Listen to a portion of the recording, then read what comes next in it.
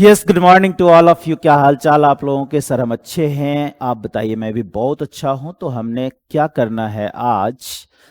अभी तक आपने कंप्लीट किया जीएसटी के अंदर एक इवेंट अगर हो जाए तो जीएसटी लग जाता है। वो इवेंट क्या था? टैक्सेबल इवेंट था। और टैक्सेबल इवेंट क्या था? सप्लाई था। ठीक है, यदि सप्लाई है तो जीएसटी लग जाएगा। आपने उसके अंदर सेक्शन 7 पढ़े थे और आपने पढ़ा था कि सेक्शन 7 में यदि किसी भी फॉर्म में सप्लाई होता है for a consideration in the course और फर्दरेंस ऑफ बिजनेस, तो हम उसे सप्लाई के दायरे में रखेंगे। बोलिए यस और नो। सप्लाई गुड्स का भी हो सकता है, सप्लाई सर्विस का भी हो सकता है, सप्लाई कॉम्बिनेशन ऑफ ऑल हो सकता है, combination of goods and service हो सकता है। फिर आपने कहा कि कंसिडरेशन हो या ना हो, कंसिडरेशन नहीं भी होने पर सप्लाई हो सकता है यदि आइटम मेंशन्ड कौन से शेड्यूल में है? शेड्यूल 1 में। कौन से शेड्यूल में? शेड्यूल 1 में। ओके। दूसरी बात आपने कहा था कि इन द कोर्स और फर्दरेंस ऑफ बिजनेस नहीं हो फिर भी सप्लाई माना जाएगा एक ट्रांजैक्शन। कौन सा? Import of service against consideration है तो सप्लाई माना जाएगा। यही पढ़ा था। यस। फिर इसके बाद आप आगे बढ़ गए थे, यदि अकॉर्डिंग टू दिस रूल यदि सप्लाई है तो या तो सप्लाई ऑफ गुड्स होगा या सप्लाई ऑफ सर्विसेज होगा। ये कौन बताएगा? शेड्यूल 2। और आपने शेड्यूल 2 पूरे पढ़े। फिर आपने कहा कि यदि सप्लाई के सारे कंडीशन सेटिस्फाई हो भी गए तो फिर क्या होगा? शेड्यूल 3 में यदि आइटम मेंशन्ड है तो हम उसे सप्लाई नहीं मानेंगे। यही पढ़ा था। यस। शेड्यूल 3 भी पढ़ लिया। फिर आया, कई बार दो सप्लाई को मिक्स करके सप्लाई किया जाता है, that is combination of supply. Section 8 कहता है कि कॉम्बिनेशन ऑफ सप्लाई को हम दो पार्ट में बांटेंगे। कौन कौन सा? Composite supply and mixed supply. Composite supply किसको बोलेंगे? अगर सप्लाई नेचुरली बंडल्ड है जिसमें कि एक सप्लाई प्रिंसिपल सप्लाई है। क्या बोला मैंने? अगर सप्लाई नेचुरली बंडल्ड है और उसमें एक सप्लाई प्रिंसिपल सप्लाई है तो हम उसे क्या बोल देंगे? Composite supply. और यदि हमने कंपोजिट डिफाइन कर दिया तो समझना उसमें रेट ऑफ टैक्स लगेगा। पूरी कॉम्बिनेशन में प्रिंसिपल सप्लाई का जो रेट होगा वही अप्लाई होगा। क्या हर बार क्वेश्चन इस पर आ जाता है? आ जाता है। ठीक है, आपको बताना पड़ता है कि इसमें रेट कौन सा लगेगा। ठीक, तो आप इसे ध्यान रखिएगा। और यदि आपने डिसाइड कर दिया कि नेचुरली बंडल्ड नहीं है, जबरदस्ती का बंडल्ड है, मिक्स्ड सप्लाई है, यदि सप्लाई मिक्स्ड है तो पूरे बंडल में हाईएस्ट रेट ऑफ टैक्स जो होगा उसी पर टैक्स लगेगा। ये क्रक्स पॉइंट था आपके चैप्टर 1 का। बोलिए यस और नो। इसके अलावा भी कुछ किया था क्या? नहीं, चैप्टर 1 में इतना ही था। ओके। 3 शेड्यूल पढ़ने थे, सेक्शन 7 पढ़ना था, सेक्शन 8 पढ़ना था। अब यहां से आगे हम लोग चल रहे हैं एक नया चैप्टर पे जो ये बताएगा कि जीएसटी चार्ज कैसे होगा। जीएसटी चार्ज कैसे होगा? तो आप सारे बच्चे हेडिंग बनाएंगे, charge of GST. Charge of GST.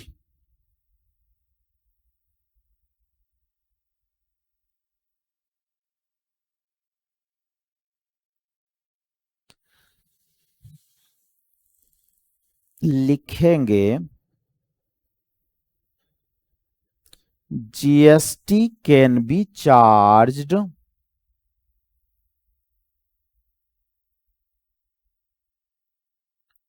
if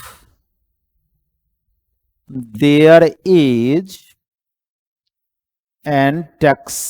there is a taxable event.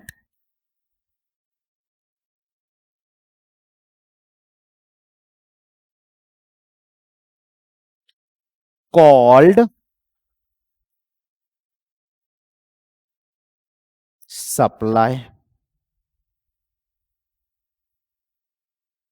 GST taxable event के होने पर ही सप्लाई, टैक्सेबल इवेंट के होने पर ही चार्ज किया जाता है, दैट इज सप्लाई। अब सवाल ये उठा कि कितने तरह के जीएसटी लगेंगे, तो ध्यान रखिएगा, if supply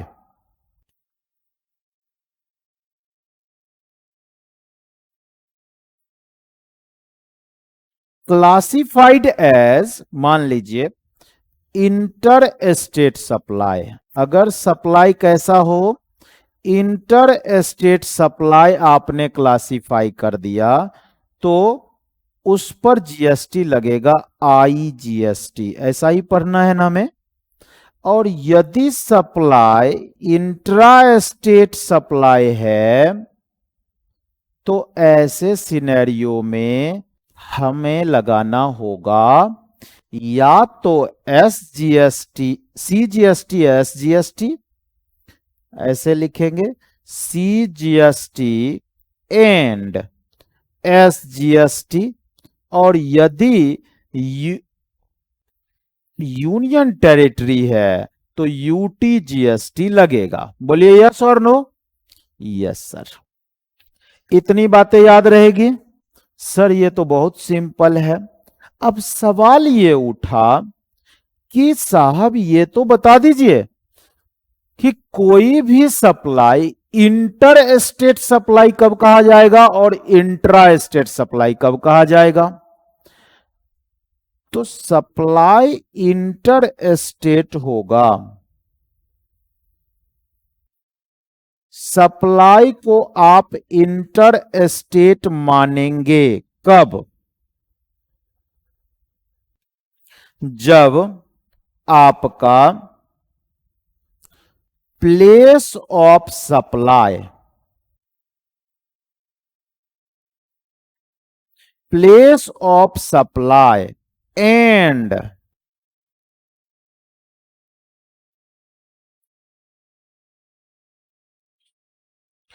location of supplier, place of supply and location of supplier are in different state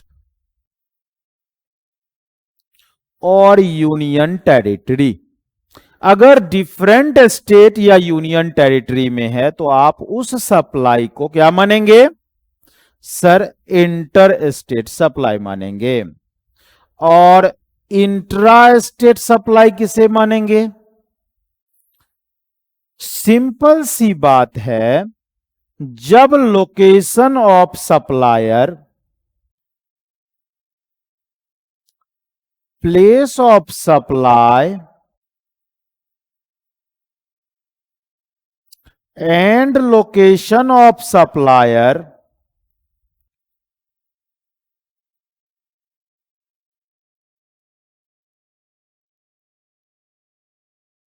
are in same state,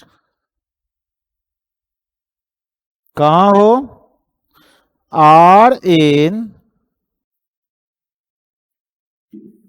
same state और यूनियन टेरिटरी। सेम स्टेट और यूनियन टेरिटरी में यदि place of supply and location of supplier है तो आप इसे intra state supply मानेंगे। ठीक है।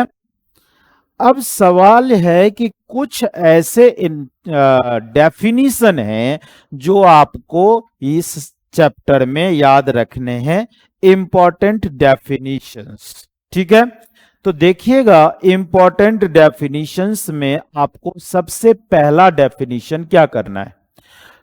ई कॉमर्स किसे बोलेंगे? इलेक्ट्रॉनिक कॉमर्स वर्ड यूज होगा। तो ई कॉमर्स बोलेंगे जहां पर सप्लाई जो हो ना, वो supply of goods and service और बोथ इंक्लूडिंग डिजिटल प्रोडक्ट हो, वो कहां पर हो? ओवर ओवर डिजिटल और electronic network. Digital and electronic network के थ्रू सप्लाई अगर किया जाता है तो हम इसे ई कॉमर्स का नाम देते हैं। क्लियर रहेगा? सर यहां से आगे बढ़िए। ई कॉमर्स ऑपरेटर किसे बोलेंगे? अगर ई कॉमर्स का डेफिनेशन आपने बोला कि यदि सप्लाई ओवर डिजिटल नेटवर्क हो, सप्लाई कहां हो? ओवर डिजिटल नेटवर्क हो, तो हम उसे ई कॉमर्स बोलते हैं। फिर मैंने बोला फिर ई कॉमर्स ऑपरेटर किसे बोलेंगे? तो ऐसा कोई भी पर्सन जो या तो किसी डिजिटल प्लेटफॉर्म को ओन करता हो, ओनर, बात समझ में आ रही है, या डिजिटल प्लेटफॉर्म को ऑपरेट करता हो, ऑपरेटर हो सकता है, या डिजिटल प्लेटफॉर्म को मैनेज करता हो, मैनेजर, तो क्या बोलेंगे? Owner, operator and manager of the digital platform को हम क्या बोल देंगे? ई कॉमर्स ऑपरेटर बोल देंगे। क्या बोल देंगे? ई कॉमर्स ऑपरेटर। अब सवाल यह है, यहां से आइए, अब एग्जेम्प्ट सप्लाई किसे बोलेंगे? ये अभी नहीं बल्कि पूरे सिलेबस के दौरान आपको मिलेगा एग्जेम्प्ट सप्लाई। एग्जेम्प्ट सप्लाई बोलेंगे किसको? सोच के बताओ। सर अगर मैं डिफाइन करता तो मैं ये लिखता कि यदि कोई भी supply nil rate of tax का हो तो हम उसे एग्जेम्प्ट सप्लाई बोल देंगे। ऐसा है क्या? सोचिए और बताइए। पुराने टैक्स सिस्टम में ऐसा नहीं था, लेकिन नए टैक्स सिस्टम जीएसटी में बोला जाता है कि किसी भी कारण से यदि किसी सप्लाई का रेट नील रेट हो, यानी नील रेटेड टैक्स गुड्स और नील रेटेड सर्विस हो, उसे आप एग्जेम्प्ट सप्लाई बोलेंगे। तो नील रेटेड आ गया। या कोई सप्लाई जो सरकार ने होली एग्जेम्प्ट कर रखा हो, उसे हम एग्जेम्प्ट सप्लाई बोलेंगे। या कोई सप्लाई जो नॉन जीएसटी सप्लाई हो, उसे भी हम एग्जेम्प्ट सप्लाई बोलेंगे। उसे भी क्या बोलेंगे?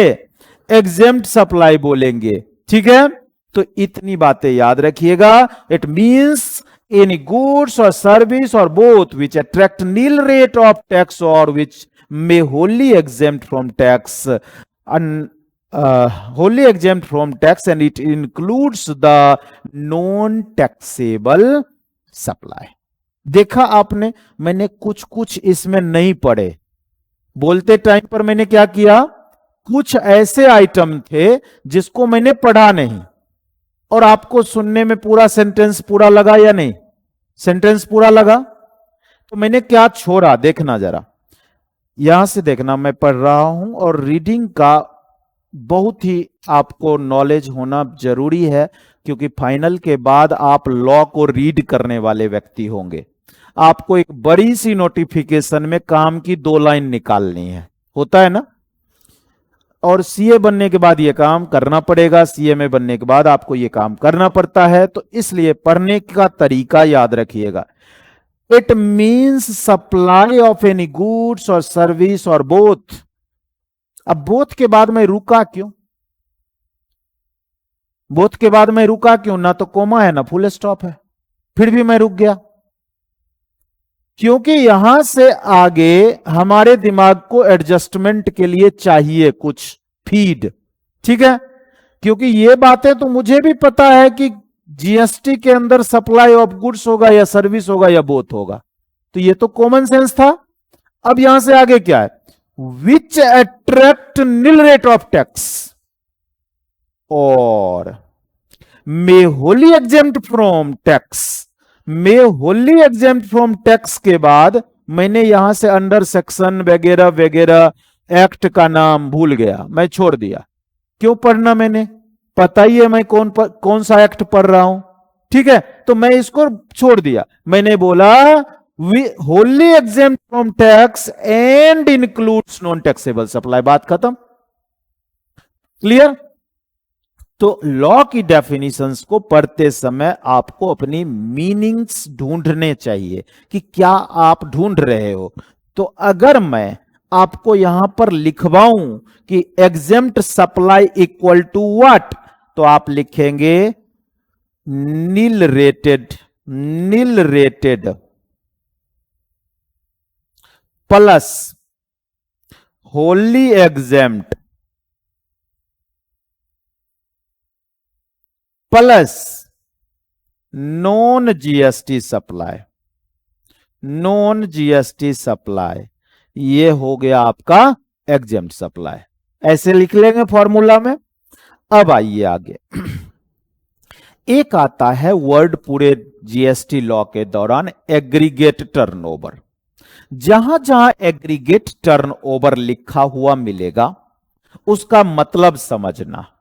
ये कहेगा aggregate turnover equal to, aggregate turnover equal to, इस डेफिनेशन को मुझे लगता है आपको फॉर्मूला के फॉर्म में लिख लेना चाहिए।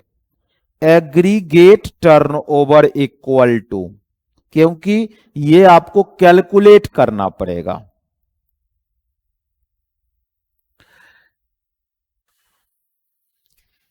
Value of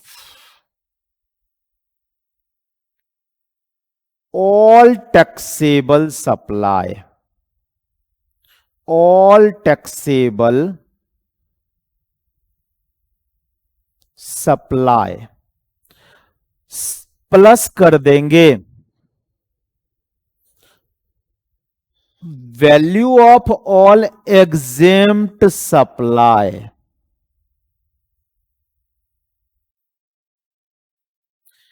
value of all exempt supply plus कर देंगे एक्सपोर्ट टर्नओवर।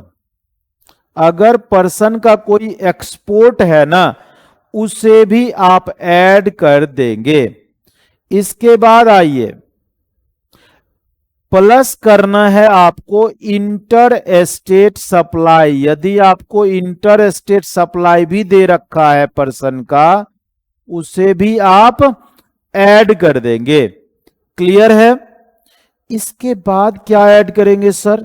इसके बाद ऐड करेंगे any tax, any tax as per any other law,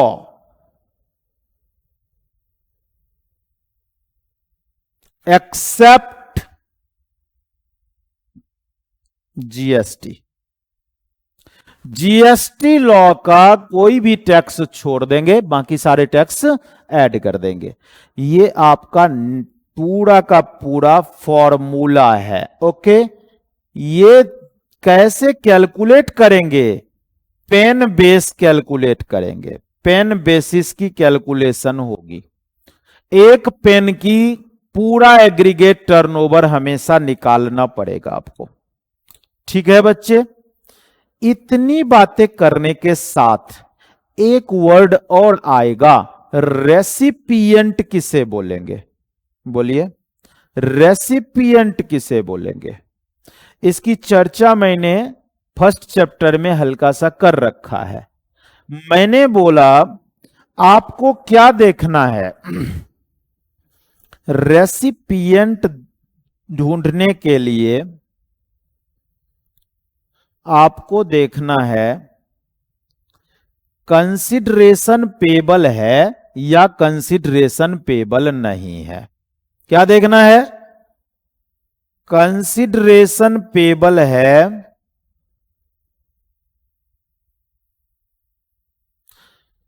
या कंसिडरेशन नॉट पेबल है।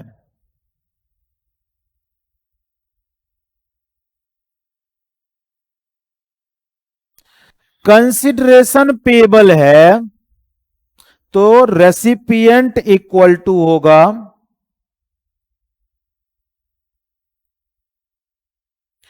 Person who page the consideration. ऐसा कोई भी पर्सन जिसने क्या किया है, कंसिडरेशन की पेमेंट किया है, उसे हम रेसिपिएंट बोल देंगे। और अदरवाइज यहां रेसिपिएंट इक्वल टू होगा the person to whom goods has been delivered or service has been provided। Crux का पॉइंट सिर्फ इतना है। अब ये रेसिपिएंट इतना इंपॉर्टेंट क्यों है? क्यों हम रेसिपिएंट ढूंढते हैं? कस्टमर को क्यों ढूंढ रहे हैं? जीएसटी कौन पे कर रहा है? सप्लायर। टैक्सेबल पर्सन कौन है इसमें? सप्लायर। सप्लायर गुड्स सप्लाई करेगा, जीएसटी कलेक्ट करेगा, कस्टमर से पे करेगा। फिर रेसिपिएंट को ढूंढना इतना कॉम्प्लिकेशन यहां क्यों है? इसलिए क्योंकि कुछ केसेस में आपको इस चैप्टर में बताऊंगा कि सरकार ने रिवर्स सिचुएशन बना रखे, यानी रिवर्स चार्ज मैकेनिज्म है। क्या है? रिवर्स चार्ज मैकेनिज्म में है। और रिवर्स चार्ज मैकेनिज्म में सप्लायर को टैक्स नहीं पे करना, किसको करना है? रेसिपिएंट को टैक्स पे करना है। तो हमें ढूंढना पड़ेगा कि रेसिपिएंट कौन है। ठीक है बच्चे? यस। इतनी बातें अगर आपने कर लिया तो अब अगला आप लिखेंगे रिवर्स चार्ज किसको कहते हैं।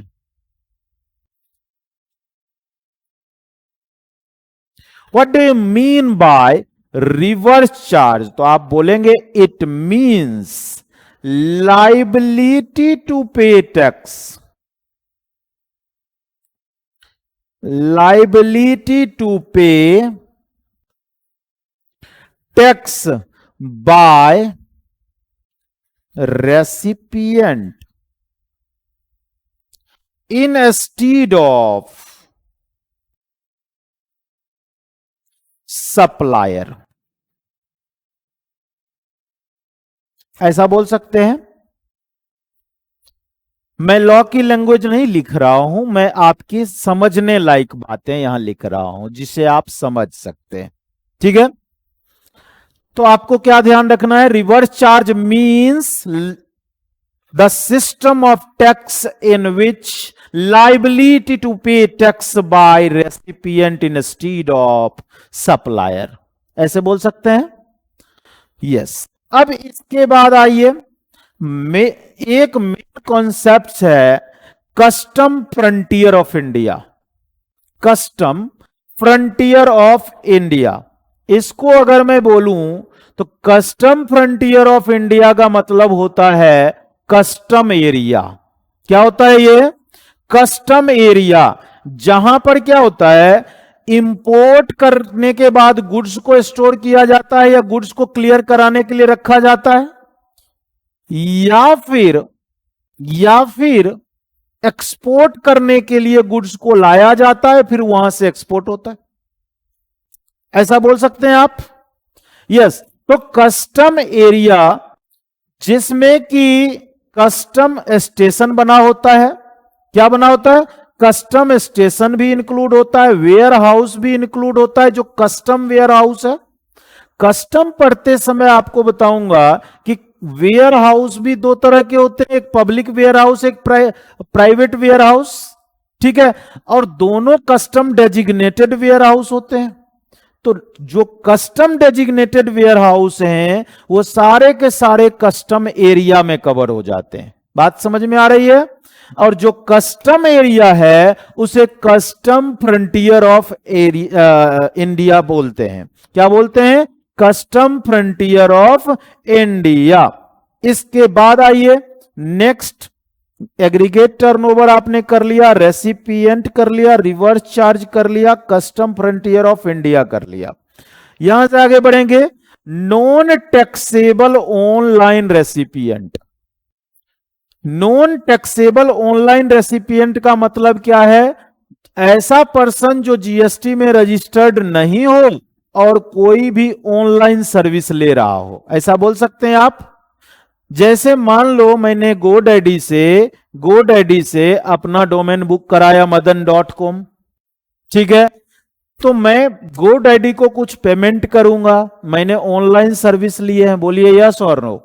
ऑनलाइन सर्विसेज लिए हैं, तो मैं कौन हुआ? Non taxable online recipient. Non taxable online recipient, it means any government, local authority, government authority and individual.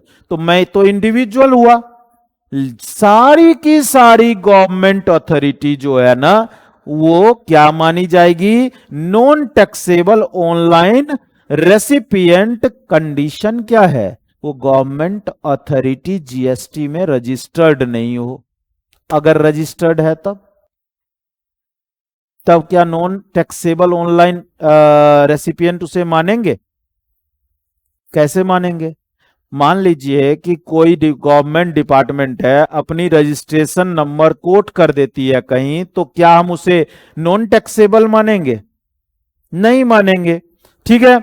Other than person not registered and receiving online information and database access retrieval services, OIDAR service, ठीक। तो ऐसे स्थिति में आप एक line याद रखेंगे, ऐसा कोई पर्सन जो जीएसटी में रजिस्टर्ड नहीं हो, इंक्लूडिंग गवर्नमेंट डिपार्टमेंट भले ही जीएसटी में रजिस्टर्ड हो, ऑनलाइन के पर्सपेक्टिव से हम सिर्फ उसे नॉन टैक्सेबल मानेंगे। किस पर्सपेक्टिव से नॉन टैक्सेबल मानेंगे? ऑनलाइन सर्विस के पर्सपेक्टिव से, ठीक है। अब आइए आगे, इंडिया का क्या मतलब होगा? इंडिया का क्या मतलब होगा? तो मैंने क्या किए हैं, इंडिया का मीनिंग निकालने के लिए आपको मैंने सबसे पहले ये समुद्र के एरिया को समझाने की चर्चा यहां पर कर दिया। देखना क्या होता है। ये जो एरिया है आपका, देख पा रहे हो, इस एरिया को क्या बोलते हैं? बेस लाइन बोलते हैं। बेस लाइन के बाद देखना, यहां बेस लाइन है, बेस लाइन के बाद जो ये है, इसको बोलते हैं आप टेरिटोरियल वाटर, जो 12 न्यूटिकल माइल है। कितना है? 12 न्यूटिकल माइल टेरिटोरियल वाटर है। 20 अप टू 24 न्यूटिकल माइल, यहां से पूरा 24 न्यूटिकल माइल को आप क्या बोलते हैं? Contiguous zones, and 200 nautical mile from base line EEZ माना जाता है, एक्सक्लूसिव इकोनॉमिक जोन, ठीक है। इतना डेफिनेशन आपको याद रखनी है इंडिया के लिए। यहां से आगे का पानी क्या होगा? किसी का नहीं है, वो वर्ल्ड में किसी कंट्री का नहीं माना जाएगा। ओके, जैसे मान लीजिए इंडिया का बेसलाइन यहां है, तो उसका एक्सक्लूसिव इकोनॉमिक जोन कितना होगा? 200 न्यूटिकल माइल। कोई मुझे बता सकता है एक न्यूटिकल माइल में कितने किलोमीटर होते हैं? एक न्यूटिकल माइल में कितने किलोमीटर होते हैं? 1.854 किलोमीटर होते हैं एक न्यूटिकल माइल में, ठीक है।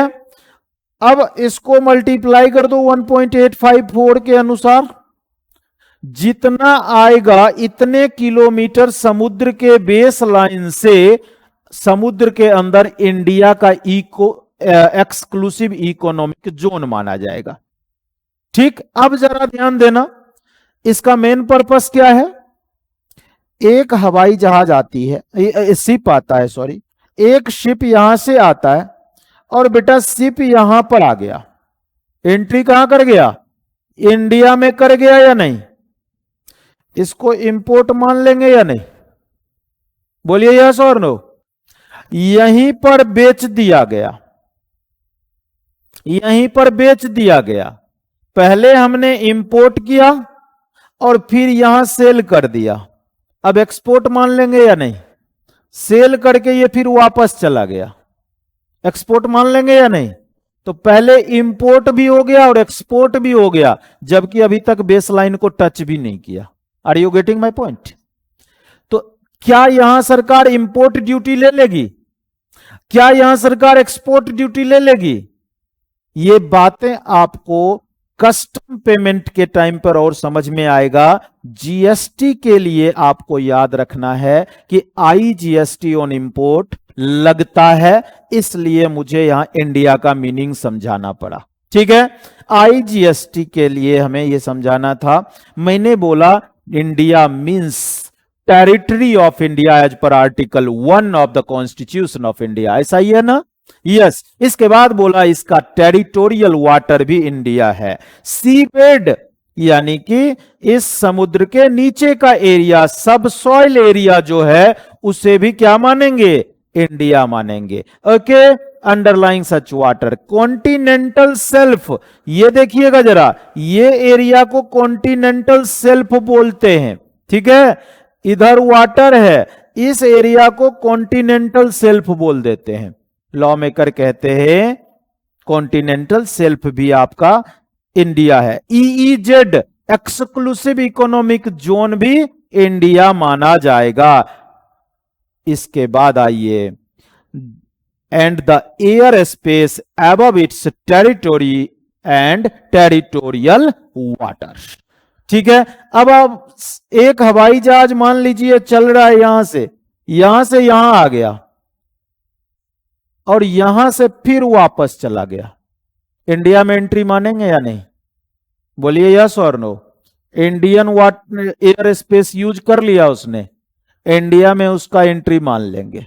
ओके, चलिए इसके बाद आपको मैं चैप्टर के मेन कंटेंट पे ले जाऊंगा। याद करिएगा, जब हमने सब्जेक्ट को स्टार्ट किया तो मैंने आपको सबसे पहले बोला था सप्लाई में 2 सेक्शन करेंगे, सेक्शन 7 एंड सेक्शन 8। इस चैप्टर के अंदर भी 2 सेक्शन करेंगे, इस चैप्टर के अंदर भी हम 2 सेक्शन करेंगे। सेक्शन कवरेज है हमारा इसमें, एक सेक्शन 9 करेंगे और दूसरा सेक्शन 10 करेंगे। ठीक है, सेक्शन 9 इस चैप्टर का नाम है बच्चे चार्ज ऑफ जीएसटी, जो आप करने जा रहे हैं, जबकि सेक्शन 10 इसी चैप्टर में हमें करना होगा कॉम्पोजिशन स्कीम भी हम लोग कर लेंगे। क्या करेंगे? कॉम्पोजिशन स्कीम भी साथ साथ में करेंगे। सबसे पहले क्या करेंगे? सबसे पहले सेक्शन 9 करेंगे, जो याद करिए टैक्स पढ़ाते समय आपको इंटर में टीचर ने पढ़ाया भी है क्या, कि लॉ में चार्जिंग सेक्शन होता है। टैक्स लॉ में क्या होता है? चार्जिंग सेक्शन होता है। चार्जिंग सेक्शन का मतलब क्या होता है? हाँ जी, वो सेक्शन जो टैक्स लगाने की बात करता है उसे आप चार्जिंग सेक्शन बोलते हैं। यस, तो सबसे पहले आपको इंटर स्टेट सप्लाई का डेफिनेशन कर लेना चाहिए, जिससे आपको यह पता चल जाए कि इंटर स्टेट सप्लाई किसे बोलेंगे। हमने आपको यहां लिखवा दिया है, ये मैंने जो लिखवाया कहां लिखा है? आईजीएसटी एक्ट के सेक्शन 7 में। कहां लिखा है? आईजीएसटी एक्ट के सेक्शन 7 में। हम लोग नॉर्मल जब सेक्शन 7 कर रहे थे, वो कौन सा सेक्शन 7 था? सीजीएसटी एक्ट का सेक्शन 7 था। तो अब आप आईजीएसटी एक्ट के सेक्शन 7 के अकॉर्डिंग देखेंगे कि इंटर स्टेट सप्लाई किसे बोलेंगे। लॉ मेकर कहते हैं subject to provisions of section 10, supply of goods where the location of supplier and place of supply are in two different state, two different union territory, a state or union territory। यानी location of supplier and place of supply, यदि दो different state हो या दो different union territory हो, एक state हो दूसरा यूनियन टेरिटरी हो, तब भी हम उस सप्लाई को इंटर स्टेट सप्लाई मानेंगे। ठीक है, shall be treated as supply of goods in the course of inter state trade and commerce. Okay, इसके बाद आइए supply of goods imported into India. India में जो सप्लाई इंपोर्ट किया जाता है उसे भी क्या मानेंगे?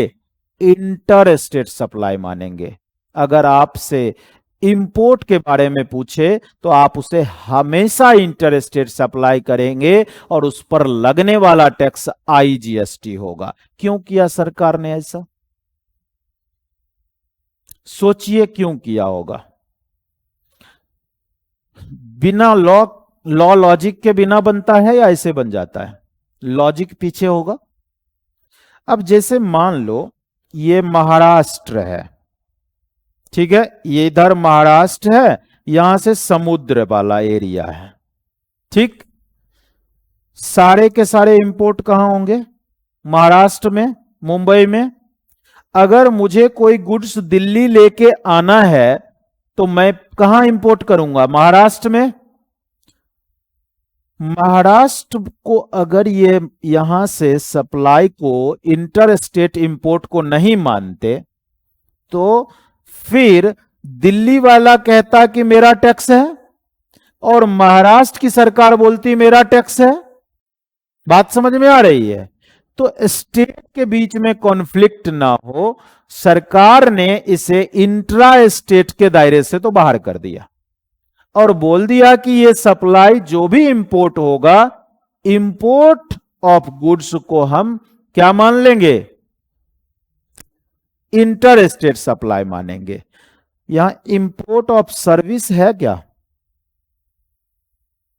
लिखा ही नहीं है लॉ में, इंपोर्ट ऑफ सर्विस लिखा नहीं। कब तक उसे हम इंपोर्ट ऑफ सर्विस मानेंगे?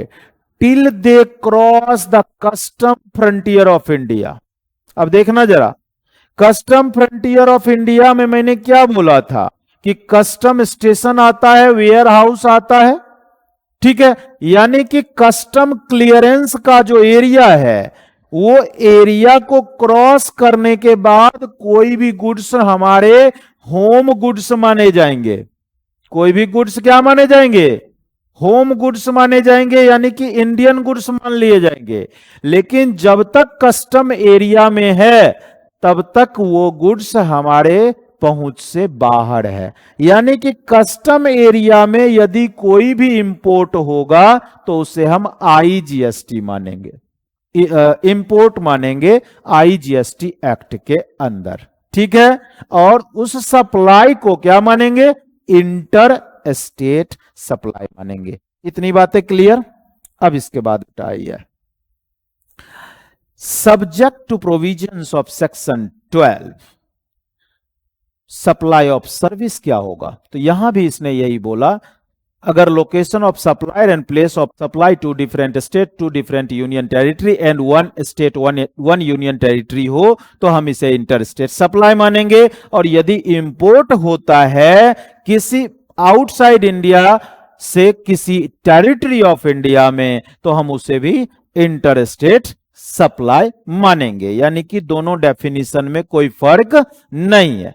इसके बाद आइए, सप्लाई ऑफ गुड्स हो या सर्विस हो या both, when supplier is located in India, supplier कहां है? इंडिया में, and place of supply is outside India, तो क्या मानेंगे इसे? बताइए। Inter state supply. अभी हम एक्सपोर्ट की डेफिनेशन नहीं पढ़ रहे, क्या मानेंगे इसे? इंटर स्टेट सप्लाई मानेंगे। सप्लाई ऑफ गुड्स और सर्विस और बोथ टू और by SEZ developer, SEZ unit और in the taxable territory not being intra-state supply and not covered elsewhere in this section। ध्यान रखिएगा, SEZ का मतलब समझाया था आपको, क्या होता है एसईजेड? इंडिया में ही ऐसा डेजिग्नेटेड एरिया जिसे आप फॉरेन कंट्री मान लेते हैं। होता नहीं है, मान लेते हैं। क्यों? क्योंकि वहां पर एक्सपोर्ट के रूल्स को आप लिबरलाइज कर देते हैं। क्या कर देते हैं? इकोनॉमिक लॉ लिबरलाइजेशन होता है। ऐसे एरिया को आप क्या बोलते हैं? एसईजेड बोलते हैं। ठीक। अब सवाल यह है कि मान लीजिए ये नोएडा है, नोएडा में ही ये आपका दो पार्ट बना हुआ है। इस साइड एसईजेड है, इस साइड हमारा नॉर्मल नोएडा है। यहां मेरी दुकान है, इस दुकान से मैं 5 लाख का गुड्स यदि एसईजेड में मिस्टर ए के लोकेशन पे भेज देता हूं तो ये मेरा एक्सपोर्ट है या नोएडा टू नोएडा सप्लाई है? एक्सपोर्ट माना जाएगा और ये आउटसाइड इंडिया सप्लाई माना जाएगा। कारण क्या है? क्योंकि यहां पर एसईजेड में इकोनॉमिक लॉ लिबरलाइज्ड होता है। ठीक है बच्चे। अब सवाल यह है कि नोएडा के इस नॉर्मल पोजीशन से यदि मैं एसईजेड में कोई भी सप्लाई करता हूं, वो इंटर स्टेट होगा या इंट्रा स्टेट होगा? जबकि नोएडा में ही है, लेकिन फिर भी इसे आप इंटर स्टेट सप्लाई मानेंगे। ये अब आपका क्लियर हो गया। सेम बातें नॉर्मल भाषा में मैंने यहां लिख रखे हैं, इसको वन टाइम रीड कर लेना है। ओके बच्चे, ये सारी बातें वन टाइम रीडिंग के लिए है, इसमें बहुत इंपॉर्टेंट कुछ खास नहीं है। ठीक है। जितनी बातें डेफिनेशंस के साथ आपको मैंने कराया, इसे आप याद रखिएगा। ठीक।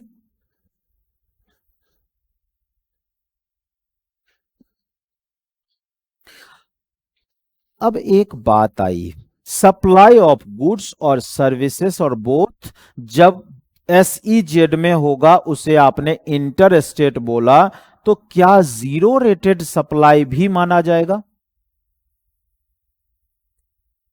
अब आपको मैं बताऊं, जीरो रेटेड सप्लाई किसे कहते हैं? Zero rated supply and nil rated supply में अंतर है या नहीं? Zero rated supply, zero is also a numerical value. इसका मतलब क्या हुआ कि जीरो भी एक रेट है। तो जब जीरो रेटेड सप्लाई की बात करते हैं तो किसी भी सप्लाई पर यदि सरकार ने जीरो टैक्स लिया है तो जीरो रेटेड बोल दें क्या? हमारे जीएसटी लॉ में एक्सपोर्ट को जीरो रेटेड सप्लाई बोला गया है। जीएसटी लॉ में एक्सपोर्ट को क्या बोला गया है? जीरो रेटेड सप्लाई बोला गया है। और सप्लाई टू एसईजेड को भी क्या बोला गया है? जीरो रेटेड सप्लाई बोला गया है। इसका मतलब जब कभी भी मैं एसईजेड में सप्लाई करूंगा तो ये मेरा एक्सपोर्ट है और उस पर टैक्स जीरो लगेगा। ओके। लेकिन कई बार ऐसा होता है, कई बार ऐसा होता है कि एसईजेड का जो यूनिट है उसको मैंने सप्लाई किया और मुझे समझ में नहीं आया, मैंने बोला मैं नहीं दे रहा जीरो रेट पे, मैं तो पूरा टैक्स लूंगा। बात समझ में आ रही है? तो क्या जो मैं पूरा टैक्स ले रहा हूं वो एसईजेड यूनिट रिफंड ले लेगी? बोलिए यस और नो। यस, वो रिफंड ले लेगी मेरे इनवॉइस के बेसिस पर। इन सारी बातों की चर्चा है और एसईजेड तक का यहां कवरेज था। इसको एक बार आप सिर्फ गो थ्रू कर लेंगे, रीड कर लेंगे। डेफिनेशंस को ही एलोबरेट कर दिया है हमने। हाँ जी। रिफंड ईयूआईएन होल्डर का भी होता था। हाँ, वो एक अलग रिफंड है, ये अलग रिफंड है। ये एक्सपोर्ट प्रमोशन के लिए किया गया रिफंड है। जैसे मान लो ये गुड्स मैंने बनाया, ये गुड्स इंडिया में कंज्यूम होगा तो इस पर जीएसटी लगना चाहिए। क्यों? क्योंकि जीएसटी क्या है? कंजम्पशन बेस्ड टैक्स है, डेस्टिनेशन बेस्ड टैक्स है। अब जब GST destination consumption based tax है, तो ये गुड्स मैंने बनाया और इसको मैं बेच दिया चाइना में जाके, तो चाइना का व्यक्ति मेरे देश का टैक्स क्यों पे करेगा भाई? सोचिए जरा, चाइना का आदमी मेरे देश का क्यों टैक्स पे करेगा? इसलिए मैं इसको जीरो रेट पे बेचूंगा। एक तो कॉन्सेप्ट ये है। दूसरा, मान लो मेरी सरकार कहती है कि इस पर हम जीएसटी लगा देंगे, ठीक है? आपने अभी ट्रंप का बहुत सारा बयान सुना होगा, टैरिफ लगा देंगे, टैरिफ लगा देंगे, हम टैरिफ लगा देंगे, ऐसा होता है ना? तो ये जो टैरिफ लगा देंगे मतलब क्या हुआ? वो वहां का टैक्स लगा देंगे, और जब टैक्स लगाएंगे तो ये गुड्स महंगा हो जाएगा, और जब गुड्स महंगा होगा तो इंटरनेशनल मार्केट से ये कंपेयर करने पर महंगा हो जाएगा, और ये मेरा बिकेगा ही नहीं। इसलिए सरकार इस पर जीरो टैक्स रखती है ताकि मेरा माल सस्ता रहे और बाजार में बिके। तो दो कॉन्सेप्ट समझ गए साथ साथ। जीएसटी डेस्टिनेशन बेस्ड है, दूसरे देश का व्यक्ति मेरा टैक्स क्यों पे करेगा? एक तो ये कारण, और दूसरा कारण कि हम इसको बाजार में कॉम्पिटिटिव प्राइस पर देना चाहते हैं ताकि मेरा सेल ज्यादा हो, और एक्सपोर्ट जितना ज्यादा होता है किसी भी कंट्री का, उसका स्ट्रेंथ उतना ज्यादा बनता है, क्योंकि उसके पास फॉरेन एक्सचेंज अच्छे खासे आ जाते हैं, ठीक है? यानी फॉरेन करेंसी उसके पास होता है। इतनी बातें क्लियर? अब बेटा यहां से आगे मैं बात कर रहा हूं इंट्रा स्टेट सप्लाई की। इंट्रा स्टेट सप्लाई किसे बोलेंगे? तो सिंपल सी बात है, क्रक्स का पॉइंट मैंने आपको लिखवा दिया है। डेफिनेशन थोड़ा लंबा दिखेगा आपको, बस दिखता है नहीं। Okay, subject to provisions of section 10 supply of goods where the location of supplier and place of supply are in same state or union territory shall be intra-state supply, provided that the following supply of goods shall not be treated as intra-state supply। Exception आया। Exception क्या है? Supply to SEZ unit, supply to SEZ unit, SEZ developers, import from other country, import from other country till they cross the custom frontier of India।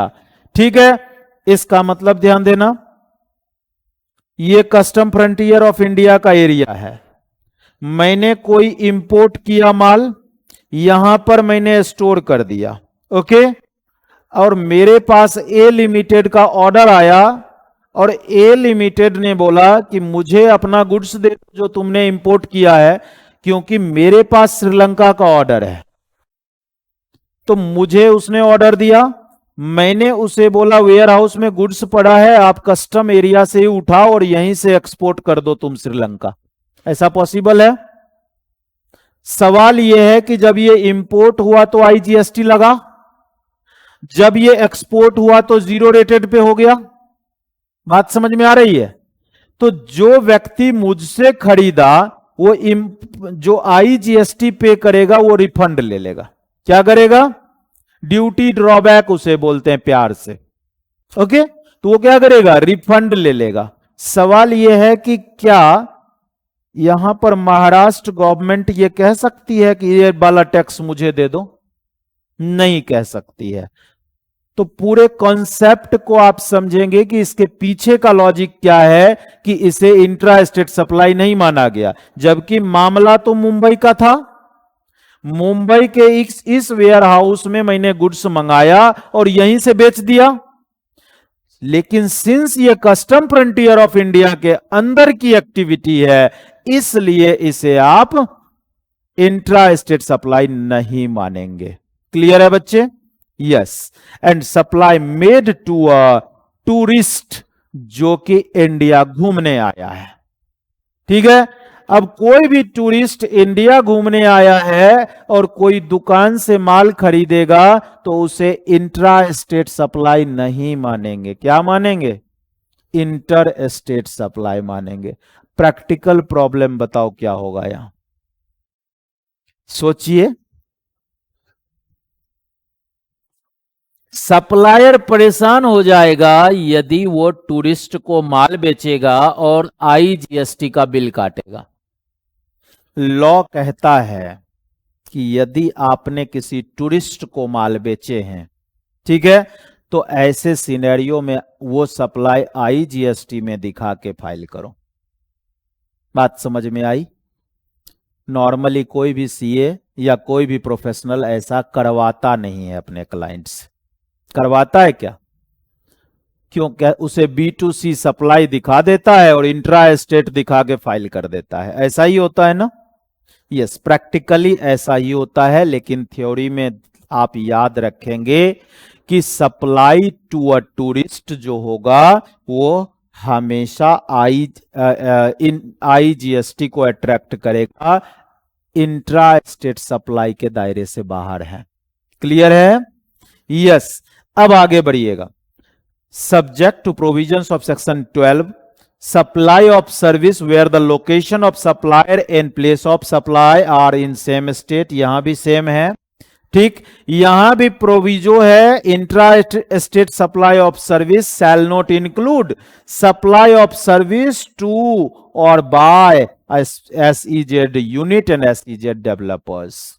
ठीक है, तो SEZ unit and SEZ developers को यदि supply of service दिया जाता है उसे आप इंट्रा स्टेट नहीं मानेंगे। जैसे नोएडा में मैं हूं, मेरा ऑफिस है, मेरा एक क्लाइंट SEZ यूनिट है, मैं उसका ऑडिट करता हूं।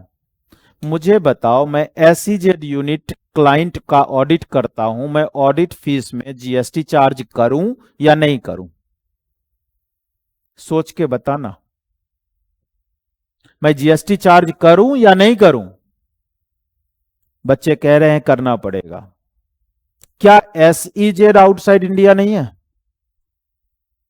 सोचिए, SEZ आउटसाइड इंडिया है और SEZ डेवलपर मुझे अपना रजिस्ट्रेशन दे रहा है कि मैं SEZ के अंदर हूं और नोटिफिकेशन के अकॉर्डिंग आपका सप्लाई एक्सपोर्ट है, आप मुझसे GST नहीं ले सकते। अगर उसने मुझे कंटेंट किया तो क्या मैं GST लूं या नहीं लूं? ठीक है, क्या मैं GST ले लूंगा तो इलीगल होगा? नहीं होगा इलीगल, वो रिफंड ले लेगा। बात समझ में आ रही है? अब सवाल दूसरा है कि यदि मैं नोएडा में ही हूं, मेरा रजिस्ट्रेशन नोएडा का है और मैं SEZ को का ऑडिट कर रहा हूं, तो मैं IGST चार्ज करूंगा या SGST CGST? IGST चार्ज करूंगा। इसका मतलब क्या हुआ कि SEZ को सप्लाई ऑफ सर्विस भी करेंगे तो IGST चार्ज करेंगे। अब एक और कंसेप्ट यहां मैं दे रहा हूं, आपको ध्यान से सुनना। नोएडा का एक SEZ है, SEZ नोएडा में है, यहां एक कंपनी है A लिमिटेड और A लिमिटेड ने गुरुग्राम में एक होटल में अपना प्रोग्राम किया, कोई इवेंट किया। ऐसा हो सकता है ना? इवेंट किया, होटल का जो मालिक है वो सर्विस प्रोवाइड कर रहा है या गुड्स सप्लाई कर रहा है? सर्विस सप्लाई कर रहा है, और सर्विस सप्लाई को तो SEZ में क्या मान लिया जाता है? एक्सपोर्ट। और यह भी माना जाता है कि यह इंट्रा स्टेट सप्लाई नहीं होगा, इंटर स्टेट सप्लाई होगा। अब सवाल यह है कि गुड़गांव का होटल वाला इस SEZ से GST चार्ज करेगा या नहीं? नॉर्मली वो अगर अंडरटेकिंग दे रहा है SEZ कि मैं SEZ हूं और मुझसे नहीं चार्ज किया जाएगा तो वो नहीं भी चार्ज करेगा, और चार्ज अगर करेगा तो ये रिफंड ले लेगा। क्या GST का ऑफिसर ये कह सकता है कि भैया ये SEZ में तो सप्लाई ही नहीं है, सप्लाई तो गुड़गांव में? लोकेशन ऑफ सप्लाई यानी प्लेस ऑफ सप्लाई कहां है? गुड़गांव। और जब प्लेस ऑफ सप्लाई SEZ में नहीं है तो SEZ कैसे मान सकते हैं? सोचिए, अगर आप लॉ मेकर होते तो क्या करते? लॉ मेकर के पास यह समस्या गई और उन्होंने कहा कि यदि SEZ डोमेस्टिक एरिया में कोई भी सर्विस रिसीव करता है तो हम उसे मान लेंगे कि SEZ में ही उसने लिया है।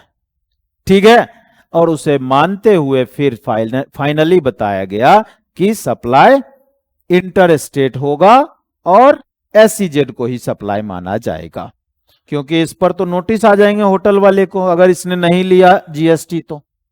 क्या मेरी बात समझ में आ रही है? तो नॉर्मली प्रैक्टिकल सिनेरियो में क्लाइंट को क्या बोलोगे सर? प्रैक्टिकल सिनेरियो में क्लाइंट को ये बोलेंगे तुम GST ले लो, सामने वाले को बोलो तुम रिफंड ले लो। ठीक है, ऐसा होता है ना? यस। इसमें एक एक्सप्लेनेशन डाला गया। एक्सप्लेनेशन है for the purpose of this act where a person has an establishment in India and any other establishment outside India, an establishment in a state or union territory and any other establishment outside that state or union territory, an establishment in a state or union territory or any other establishment within that union territory or state, then such establishment shall be considered as establishment of distinct person। क्या ये section 25(5) वाला definition है? यही बताया था। Distinct person किसको बोलते हैं? एक रजिस्ट्रेशन दूसरे रजिस्ट्रेशन के लिए डिस्टिंक्ट माना जाता है सेम पेन नंबर का। क्या बोलेंगे? एक रजिस्ट्रेशन दूसरे रजिस्ट्रेशन का डिस्टिंक्ट पर्सन माना जाता है सेम पेन नंबर का। लेकिन अगर सेम पेन नंबर की 2 डिफरेंट एंटिटी है तो दोनों एंटिटी एक दूसरे के लिए क्या मानी जाएगी? एस्टेब्लिशमेंट ऑफ डिस्टिंक्ट पर्सन मानी जाएगी। यह बात इस सेक्शन में भी लिखी गई है। A person carrying on business through a branch और एजेंसी और representational office in any territory shall be treated as having an establishment in that territory. अब देखना जरा, मैं CA फर्म हूं, मैं CA फर्म हूं, ठीक। अब जरा सोचना, अगर मैं CA फर्म हूं तो दिल्ली में मेरी रजिस्ट्रेशन है और आजकल हमें शौक चढ़ जाता है कि हम 5 ब्रांच खोलेंगे। नॉर्मली हमारे शौक ऐसे होते हैं CA के, जितने ब्रांच उतना विजिटिंग कार्ड पे लिखा होगा हम तो इस शहर में भी हैं, इस शहर में भी है, इस शहर में भी है ना। मैं ऐसा ही CA हूं, मेरे भी 5 ब्रांच है। अब सवाल ये उठता है कि मेरे जो 5 ब्रांच हैं वो 5 डिफरेंट स्टेट में है, क्या मुझे उस स्टेट में रजिस्ट्रेशन लेना पड़ेगा या नहीं? हाँ जी, उस स्टेट में रजिस्ट्रेशन लेना पड़ेगा या नहीं? अब दूसरा सिचुएशन दे रहा हूं, सिचुएशन समझना। मेरा टर्नओवर 20 लाख क्रॉस नहीं किया अभी भी, मेरा टर्नओवर 20 लाख क्रॉस अभी भी नहीं किया, मैं दिल्ली में वॉलंटरी रजिस्ट्रेशन लेके बैठा हूं, क्या मुझे पटना में ब्रांच खोलने के लिए रजिस्ट्रेशन लेना पड़ेगा या नहीं? कहां पढ़ा था आपको? मैंने अभी किसी भी रजिस्ट्रेशन चैप्टर में जब कराया था तो पढ़ाया था।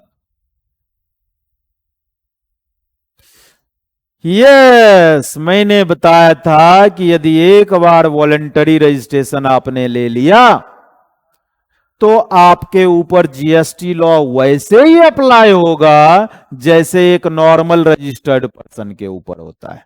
और नॉर्मल रजिस्टर्ड पर्सन के लिए उसका दूसरा ब्रांच क्या होता है? डिस्टिंक्ट पर्सन होता है। और जब दूसरा ब्रांच डिस्टिंक्ट पर्सन होता है तो दूसरे जगह भी रजिस्ट्रेशन लेना पड़ेगा। अदरवाइज मेरा, मान लीजिए मैं बेंगलुरु में एक ब्रांच खोल दूं तो मेरा ब्रांच दिल्ली वाला हेड ऑफिस के लिए डिस्टिंक्ट पर्सन माना कैसे जा सकता है? नहीं माना जाएगा, ठीक। और बेईमानी का रास्ता खुल जाएगा। क्या? जो क्लाइंट GST देगा उसका बिल दिल्ली से कटेगा और जो क्लाइंट GST नहीं देगा उसका बिल बेंगलुरु वाली ऑफिस से काट दूंगा मैं। तो चोरी का रास्ता बढ़ गया या नहीं?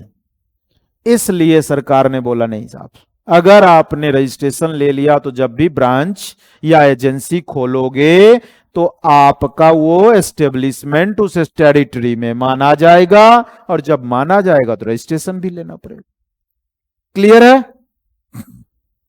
इसको भी आप सिर्फ रीड करेंगे, बहुत ज्यादा इस पर इंफेसाइज करने की जरूरत नहीं है। चलिए, एक बातें और आएगी आपके पास, सप्लाईज इन टेरिटोरियल वाटर्स। याद करिएगा, मैंने 200 न्यूटिकल माइल तक EEZ बताया था। उसके बाद हाई सी लिखा हुआ था, उस प्रेजेंटेशन में लिखा था हाई सी मतलब क्या हुआ, जब एक्सक्लूसिव इकोनॉमिक जोन को के बाद का जो एरिया है समुद्र का, उसे हाई सी जोन बोलते हैं, हाई सी सेल बोलते हैं। अब मान लीजिए मैं एक इंपोर्ट कर रहा था, इंटेंशन मेरा क्या था, इंपोर्ट। मेरा अभी शिप यहां है, कहां है शिप, हाई सी में है।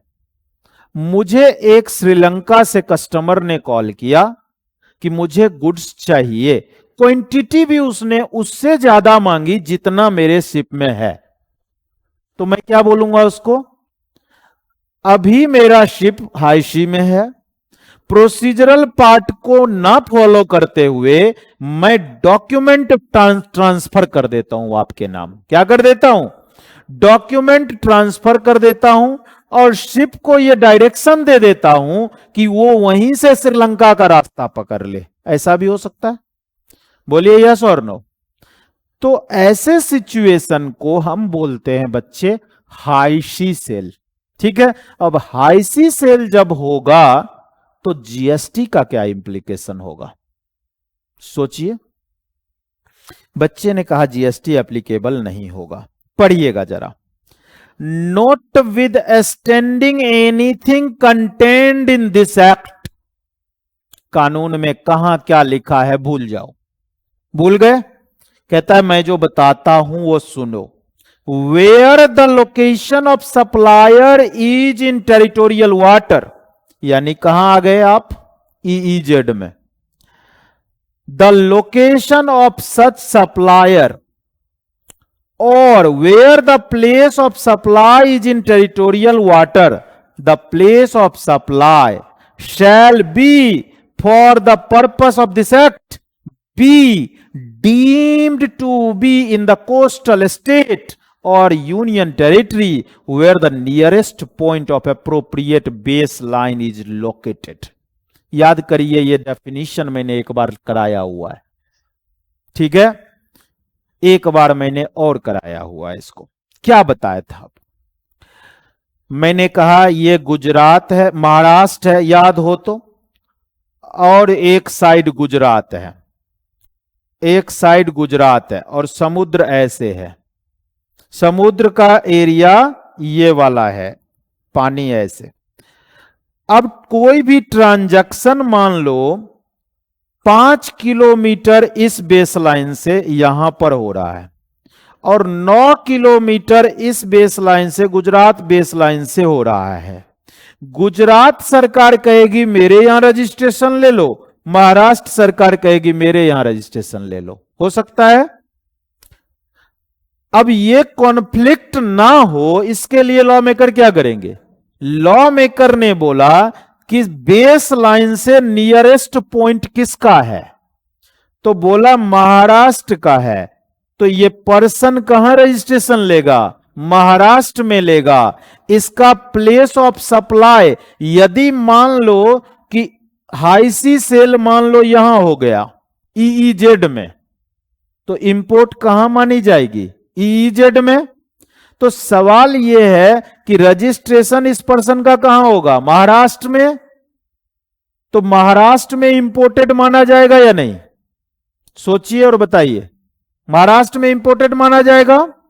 और आपको यह भी मैंने बताया है, IGST जो कलेक्ट होता है उसका आधा हिस्सा उस स्टेट का होता है जिस स्टेट में प्लेस ऑफ कंजम्पशन है या प्लेस ऑफ सप्लाई है।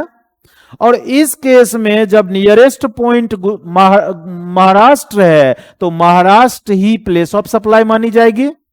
बात समझ में आ रही है। तो ये बातें आपको याद रखनी है। नियरेस्ट कोस्टल पॉइंट, क्या याद रखेंगे? नियरेस्ट कोस्टल पॉइंट याद रखेंगे फ्रॉम द बेस लाइन।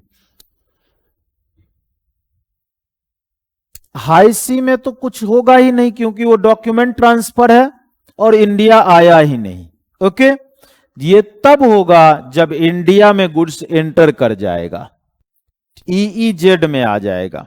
ठीक है, अब आइए यहां से आपका सेक्शन 9 स्टार्ट होता है और सेक्शन 9 बेसिकली चार्जिंग सेक्शन है। चार्जिंग सेक्शन क्या कहता है देखिएगा जरा। चार्जिंग सेक्शन कहेगा, तो मैं बात कर रहा हूं चार्ज का। तो चार्ज क्या है? तो मैंने चार्ज को जब बताया टैक्स लगाने का ये सेक्शन है, तो यहां पर चार्जिंग सेक्शन है हमारा। कौन सा? चार्जिंग सेक्शन है सेक्शन नंबर 9। सेक्शन नंबर 9 दो तरह की चार्ज की बात करेगा। कौन सा चार्ज? सबसे पहले सेक्शन 9 बताएगा आपको फॉरवर्ड चार्ज, और दूसरा बताएगा रिवर्स चार्ज। इस पूरे चैप्टर में हमारा मेन फोकस बताइए किस पर रहने वाला है? रिवर्स चार्ज पर रहने वाला है। फॉरवर्ड चार्ज पर कोई भी ज्यादा ना क्वेश्चन बनते हैं क्योंकि सारे क्वेश्चन ही फॉरवर्ड चार्ज के हैं, या जनरल कंसेप्ट है। आपको याद क्या रखने होंगे? Reverse charge. ओके, ये फॉरवर्ड चार्ज में सेक्शन 9 कहेगा कि यदि सप्लाई इंट्रा स्टेट है, यदि सप्लाई इंट्रा स्टेट है तो हम टैक्स लगाएंगे। कौन सा टैक्स लगाएंगे? सीजीएसटी लगाएंगे।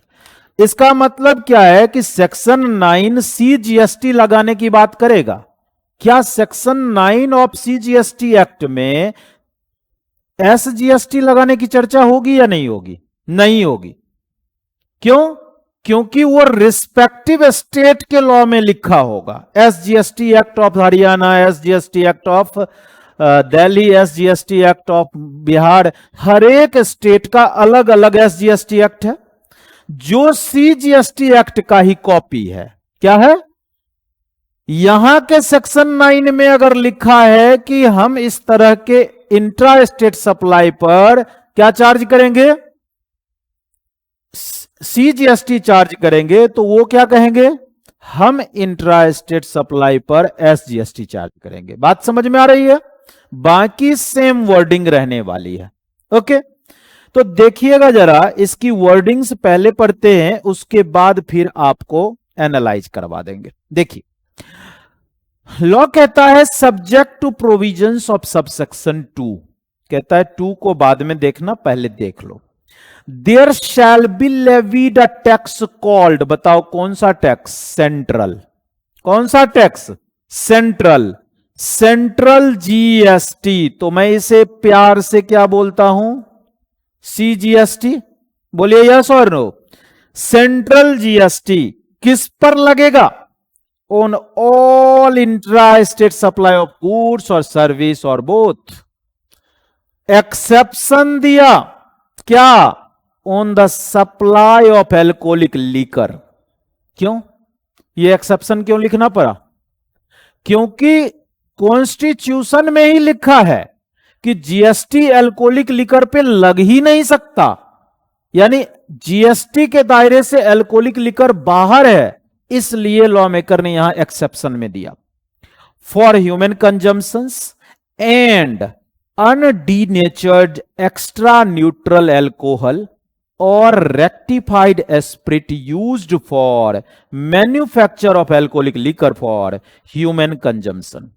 फाइनेंस एक्ट 2024 में यह अमेंडमेंट लानी पड़ी सरकार को। क्यों लानी पड़ी? इसके पीछे का कारण समझना जरा। यह लिखा नहीं था, अब गुड्स का नाम अलग अलग होते हैं।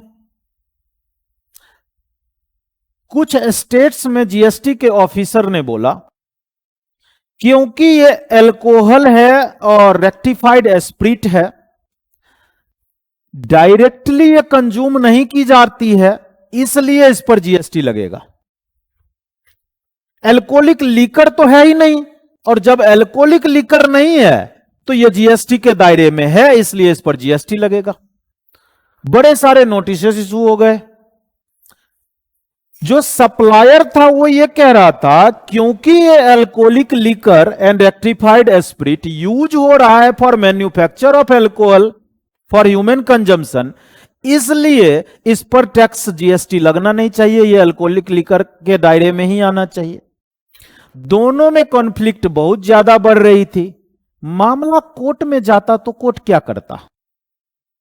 कोर्ट तो मानता टैक्स पेयर की बात। यहां पर कोर्ट कहता क्योंकि अल्कोहलिक लिकर ही इसका फाइनल आउटकम है जो ह्यूमन कंजम्पशन के लिए यूज होगा, और ह्यूमन कंजम्पशन वाली अल्कोहलिक लिकर पर टैक्स जीएसटी लगाने का पावर ही नहीं है आपके पास। जब पावर नहीं है तो आप टैक्स लगा ही नहीं सकते।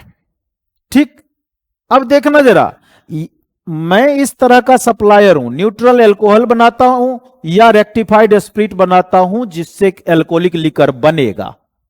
ठीक, मुझे एक नोटिस आ जाता है जीएसटी डिपार्टमेंट से कि जीएसटी लगेगा।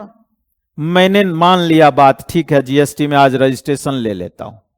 ले लिया, आज से जीएसटी देना शुरू। कल से मेरे पास स्टेट एक्साइज वाले आ जाएंगे छापा मारने। बोलिए यस और नो। स्टेट एक्साइज वाले कहेंगे कहां जीएसटी नहीं लगेगा, स्टेट एक्साइज दे दो। अब मैं दो डिपार्टमेंट के चक्कर में फंस गया। तो डिपार्टमेंटल चक्कर खत्म हो, ये सारे स्टेट गवर्नमेंट्स का भी इनपुट था, और फाइनली स्टेट गवर्नमेंट के इनपुट पर सरकार ने यह अमेंडमेंट दिया कि alcoholic liquor for human consumption ही एक्सेप्शन में नहीं रहेगा, बल्कि undenatured extra neutral alcohol and rectified spirit भी रहेगा, इस पर भी जीएसटी नहीं लगेगा। बाकी सारे supply of goods and services पर जीएसटी लगेगा on the value determined under section 15। Section 15 की वैल्यू के ऊपर जीएसटी लगाएंगे। ठीक है, किस रेट पर? At such rate not exceeding 20%। अब बताओ, यहां लिखा है नॉट एक्सीडिंग 20%, तो क्या एसजीएसटी एक्ट में भी लिखा होगा नॉट एक्सीडिंग 20%? इसका मतलब यह है कि 20% सीजीएसटी लगाने का पावर है, 20% एसजीएसटी लगाने का पावर है। यानी कि जीएसटी में मैक्सिमम रेट क्या हो सकते हैं? 40%। सरकार के पास पावर है कि 40% तक सरकार लगा सकती है। अभी प्रेजेंट में हमारे जीएसटी में मैक्सिमम रेट हैं कितने? 28% तक सरकार ने नोटिफाई कर रखे। ठीक है, not exceeding 20% as may be notified by the government on the recommendation of the council and collected in such manner as may be prescribed. अब इस लॉ से आप यह समझना कि रेट डिसाइड कब होगा? जब तक काउंसिल रिकमेंड नहीं करेगी, सेंट्रल गवर्नमेंट रेट नोटिफाई नहीं कर सकती। बात समझ में आ रही है? यानी कि काउंसिल का रिकमेंडेशन मैंडेटरी कर दिया। अब बाहर जो चिल्लाते हैं कि दूध पर जीएसटी लगा दिया, ये सरकार बेकार है, वही अपोजिशन पार्टी के फाइनेंस मिनिस्टर जीएसटी काउंसिल के मीटिंग में कहते हैं कि हां दूध पे जीएसटी लगना चाहिए। बात समझ में आ रही है? तो ये जितना बाहर से मुझे दिखता है वो है नहीं, जीएसटी काउंसिल में तो सारे बैठे हैं। और काउंसिल में आपको क्या वोटिंग परसेंटेज बताया था कि 75% से ज्यादा वोटिंग होगी in favour of the decision, तभी पास होगा। किसमें? अपोजिशन के मेंबर नहीं होते, बल्कि जीएसटी काउंसिल में मैंने आपको बताया था कि जीएसटी काउंसिल में स्टेट फाइनेंस मिनिस्टर मेंबर होते हैं। ठीक है, और स्टेट फाइनेंस मिनिस्टर मेंबर होते हैं और यूनियन फाइनेंस मिनिस्टर उसके चेयरमैन होते हैं। टोटल वोट का 1/3 पावर किसका था? 1/3 पावर सेंट्रल गवर्नमेंट के पास था और वेटेड वोट का 2/3 पावर किसका था? स्टेट के पास पावर था। और इस पर एक छोटी कैलकुलेशन भी मैंने सप्लाई चैप्टर में कराई थी। कैसे हुआ? मैंने बोला था कि अगर मान लीजिए टोटल स्टेट हैं कितने? स्टेट हैं जीएसटी के पर्सपेक्टिव से 31। क्यों? क्योंकि 28 स्टेट हैं प्लस 3 ऐसे यूनियन टेरिटरी जिसके पास सीएम अपना है, उसे भी स्टेट माना था। तो 31 स्टेट हैं। यदि मान लो कि 20 स्टेट इन फेवर हो डिसीजन के, तो मैंने बोला था यहां पर कि 20 स्टेट अगर फेवर में है तो इसका वेट कुछ इस तरह से निकलेगा, 20 divide by 31, 20 divide by 31 multiplied by 100, ऐसा करके बताया था। कितना परसेंट निकला? हा 65% अप्रोक्स। और 65% का वेट 65% है ही नहीं, 2/3 है। कितना है? इसका पावर 2/3 है। तो बताओ कितना हुआ?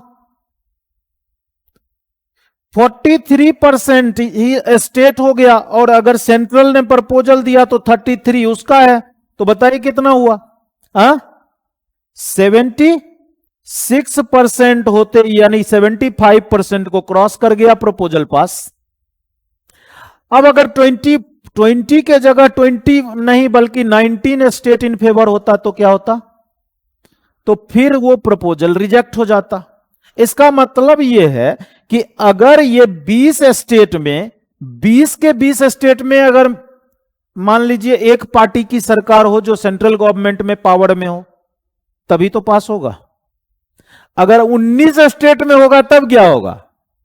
तब तो सेंट्रल गवर्नमेंट के हर प्रपोजल रिजेक्ट हो जाएंगे। बोलिए यस और नो। तो इसीलिए आपने देखा होगा पिछले 10-11 साल से आपके प्रधानमंत्री प्रचार मंत्री के तरह ज्यादा बिहेव करते हैं। बोलिए यस और नो। पहले के प्रधानमंत्री ऐसा करते थे क्या? नहीं। लेकिन अब इस प्रधानमंत्री की मजबूरी है कि अगर ये 20 से 19 हो गया ना, तो जीएसटी के प्रपोजल एक भी पास नहीं होंगे। ठीक। ऑल्दो मैक्सिमम डिसीजन अभी भी हमारे जीएसटी काउंसिल में जो हो रहे हैं, आपके जानकारी के लिए बता दूं, सर्वसम्मति से पास हो रहे हैं। यानी कि all states in favours maximum में होते हैं। 1-2 स्टेट ही अपोज करता है, बाकी सारे के सारे इन फेवर ही रहे हैं अभी तक। लेकिन अगर मैनेजमेंट खराब हो जाए तो फिर क्या होगा? अपोजिशन वाले स्टेट्स हमेशा ममता बनर्जी बन जाएगी। ओके। यस, आमी कॉर्बोना। ओके, चलिए देखिएगा। The central tax on the supply of petroleum crude. देखना ऊपर मैंने क्या लिखा था, subject to provision of subsection 2, यही बताया था। इसका मतलब यह है कि सबसेक्शन 2 में एक आइटम है पेट्रोलियम प्रोडक्ट, जिसके बारे में बताया गया कि अभी जीएसटी नहीं लगेगा। यहां सिंस लिख दिया गया था on all goods except, all goods and service except alcoholic liquor. यहां एक्सेप्ट के बाद पेट्रोलियम प्रोडक्ट नहीं लिखा गया था। क्यों? क्योंकि पेट्रोलियम प्रोडक्ट पर फ्यूचर में कभी भी जीएसटी लग सकता है, इसलिए उसको अलग से सेपरेटली बताया गया अगले सबसेक्शन में।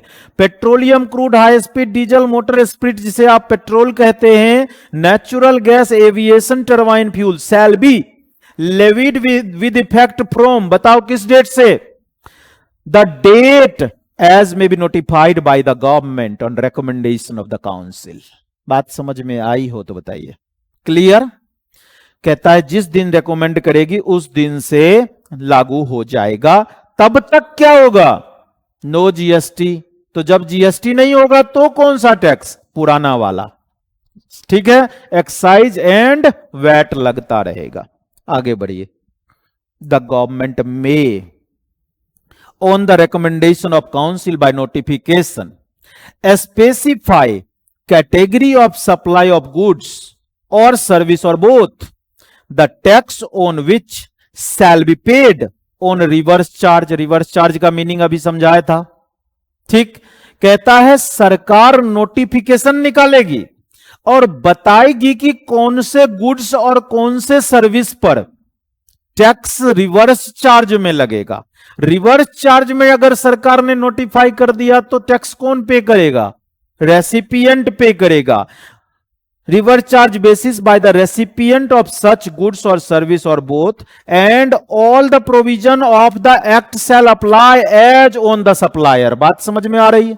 यानी जैसे सप्लायर के ऊपर सारा प्रोविजन लगता, ये माना जाएगा कि तुम ही सप्लायर हो और तुम्हारे ऊपर सारी प्रोविजन लग जाएगी। अब सारी प्रोविजन के बाद सुनना, मान लो एक गुड्स है तेंदू लीव्स। क्या नाम है? Tendu leaves, bidi wrappers. ठीक, उसके ऊपर रिवर्स चार्ज लगता है। क्या लगता है? Reverse charge. Tendu leave supplier आया, मेरी कंपनी ने खरीद लिया, उसको पैसे दे दिए, वो चला गया। क्या वो सप्लायर मुझे कोई इनवॉइस दे के गया? नहीं दे गया। क्या इनवॉइस देने की जिम्मेदारी उसकी थी? जीएसटी में तो नहीं थी, क्योंकि उसके ऊपर रिवर्स चार्ज लगना था, तो उसने कोई जीएसटी में हमें इनवॉइस भी नहीं दिया, क्योंकि हमें कहा गया कि तुम रिवर्स चार्ज में टैक्स पे करोगे। तो क्या सारी प्रोविजन मेरे ऊपर लग गई? यस, लग गई। तो इनवॉइस कौन जनरेट करेगा? मैं या वो? मतलब परचेज किया मैंने, इनवॉइस भी मुझे जनरेट करना पड़ेगा। ठीक है, इनवॉइस में सप्लायर का नाम किसका लिखना पड़ेगा? उसका या मेरा? सप्लायर का नाम उसका, रेसिपिएंट का नाम मेरा। रिवर्स चार्ज एप्लीकेबल है या नहीं है, उसको यस करके मुझे खरीदना पड़ेगा। बात समझ में आई या नहीं आई? डिटेल रिटर्न में बतानी भी पड़ेगी। टर्नओवर में ऐसा कोई भी सप्लाई जिस पर रिवर्स चार्ज में टैक्स लग रहा है और बीइंग परचेजर मुझे टैक्स पे करना पड़ रहा है, वो मेरे एग्रीगेट टर्नओवर का पार्ट नहीं है। ठीक, क्यों? क्योंकि वो मेरा परचेज है, वो सेल है ही नहीं। वो कहां से सेल आएगा? इसलिए मेरा टर्नओवर एग्रीगेट टर्नओवर में नहीं आएगा। अब जरा ध्यान देना, मैं थोड़ा सा यहां ट्विस्ट दूंगा। मैं एडवोकेट हूं, मैं एडवोकेट हूं, पार्ट टाइम में मैं कथावाचक हूं। पार्ट टाइम में मैं कथावाचक हूं, आजकल ये वर्ड बहुत ज्यादा चल रहा है। ठीक, तो मैं कथा करता हूं, उसके लिए मैं 20-20 लाख रुपए चार्ज कर लेता हूं, और मैं एडवोकेट हूं तो कोर्ट में भी खड़े हो जाता हूं। मेरी एडवोकेट वाली लीगल सर्विस रिवर्स चार्ज में टैक्सेबल है, जबकि कथा वाली सर्विस फॉरवर्ड चार्ज में टैक्सेबल है। अब मुझे बताओ, मेरे एग्रीगेट टर्नओवर में मेरा वो वाला आइटम जिस पर रिवर्स चार्ज लायबिलिटी में टैक्स पे करनी है, मेरे टर्नओवर में ऐड होगा या नहीं? वो होगा, वो होगा, क्योंकि वो मेरा सेल था। That is not my purchase, वो मेरा सेल था।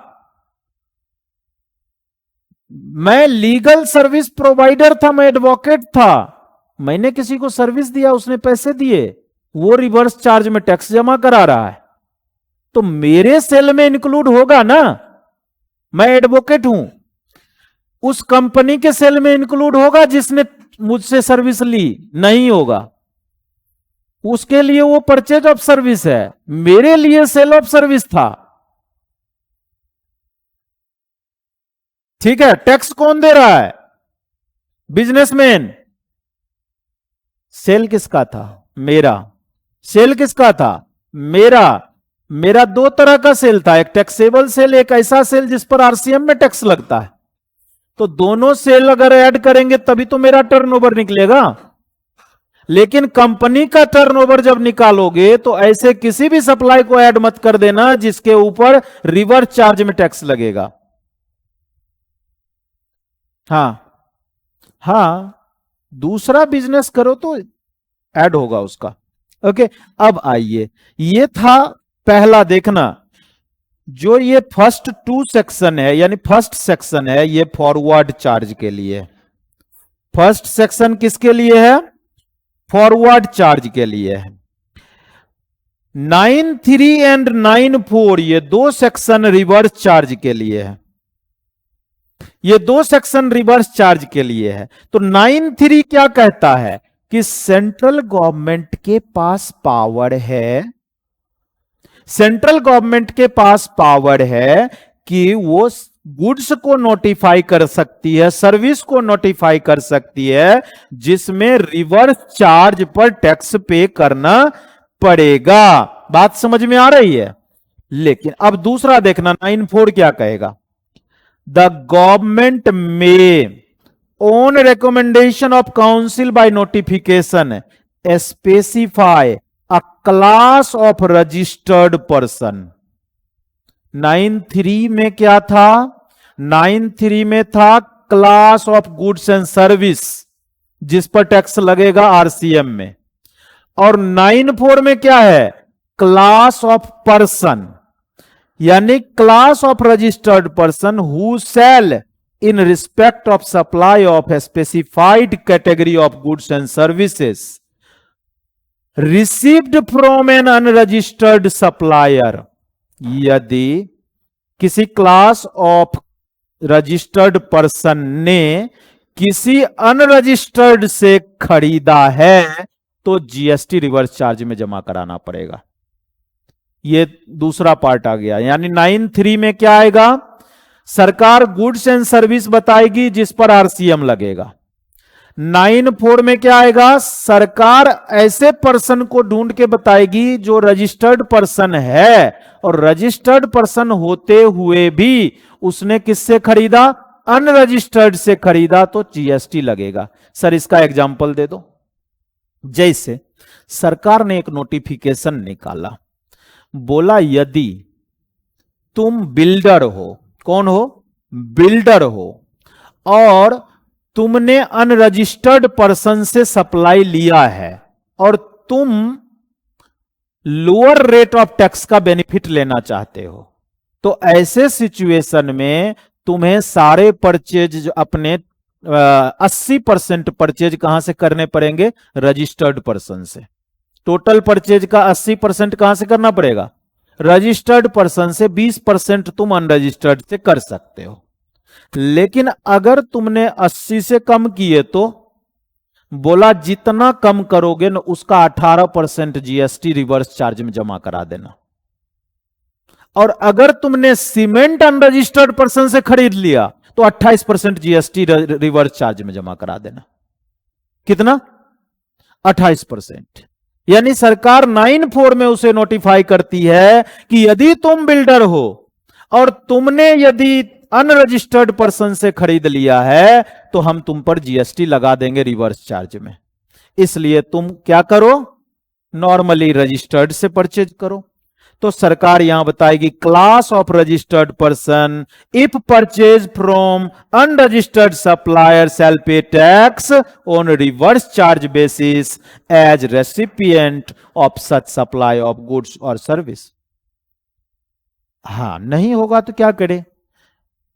अब सरकार जिस जिस को नोटिफाई कर देगी। देखिए, जब ये जीएसटी लॉ आया था तो आपकी जानकारी के लिए बता दूं, ये इस सेक्शन में बड़े कंफ्यूजन थे, और कंफ्यूजन के कारण सारे जो भी रेसिपिएंट थी कंपनियां, वो सारी ने नोटिफिकेशन निकाल दिए अपने सारे वेंडर को कि यदि तुम मुझे सप्लाई करना चाहते हो तो जीएसटी में रजिस्ट्रेशन ले लेना, नहीं तो अगला ऑर्डर तुम्हें नहीं मिलेगा। ठीक है? शुरू के 10 महीना तक ऐसा ही चला। फिर सर्कुलर से समझाया सर सीबीआईसी ने कि साहब ऐसा नहीं है, आप गलत समझ रहे हो। अनरजिस्टर्ड पर्सन से परचेज पर वही टैक्स रिवर्स चार्ज में लगेगा जहां हम नोटिफिकेशन देंगे। जब तक नोटिफिकेशन नहीं है आप अनरजिस्टर्ड पर्सन से खरीद सकते हो। हां जी, अभी बात करेंगे इस पर, और भी है। मैंने एक एग्जाम्पल दिया कि ऐसा है। ठीक है? क्लियर? समझ में आ गया?